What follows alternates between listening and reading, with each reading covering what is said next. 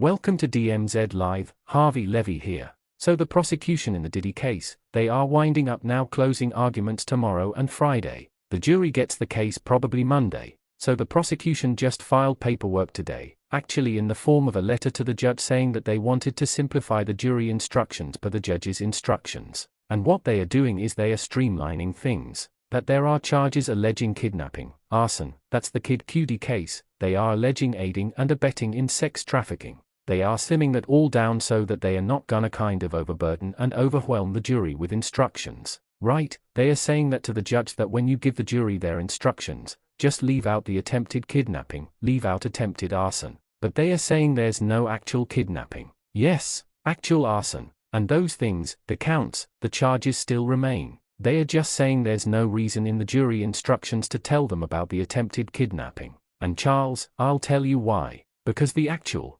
attempted, means you failed or didn't go through with it. They are alleging it was gone through with, so why bother calling it an attempt as well? Right? And they are just trying to, because the jury is gonna have, there are so many, because there are 4 counts, and because one of them is a RICO count that has so many underlying alleged crimes, they just want to simplify this so that the jury, when they get their instructions, know what to do. So legal Smeagol, let's talk about what really matters right now. Hold on. I want to say that I know what you want to get to, and we should, but this also plays into that because this is going to be a very complicated thing for the jury to look at, and they are potentially going to be under a bit of a time crunch. So, it looks like each side is going to take a day. So tomorrow, Thursday, there will be a prosecution's closing argument. Friday, the defense's closing argument. And then the judge is going to give instructions to the jury, which may take a couple hours, because of what we just talked about. So realistically, the jury's going to start deliberating on Monday,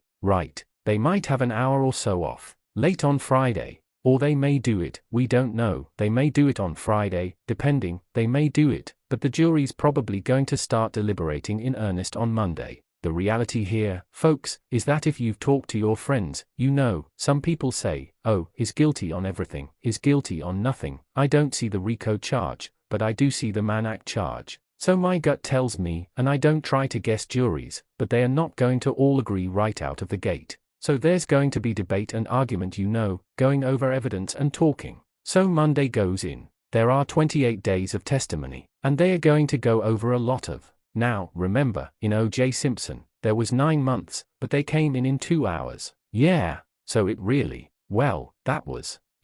just depends. But I think Monday is going to bleed into Tuesday. And then, if you get into Wednesday, there's an issue. Now things start tightening up. Yeah, they are really up against the clock because Friday is the 4th of July, Thursday is the 3rd of July. Do they want to come in on Thursday? Well, Thursday the courts are closed. Or do they want to get it done on Wednesday? Not only that, there's a court holiday. So court is closed on the 3rd of July and 4th. That is Thursday and Friday. So what's the best way to get to consensus on Wednesday? The looming idea that you will be dragged into court through a skeletal staff that Judge Subramanian can say, I'm going to open up just the jury room. I'm going to have a skeletal staff come in on a holiday and you guys are going to continue deliberating. That's going to drive consensus in that jury room to say, hey, I got plans. I want to see some fireworks. You better all get on board. You can listen to Derek and based on his record say, look, he's a doofus. But in this case, he's acting.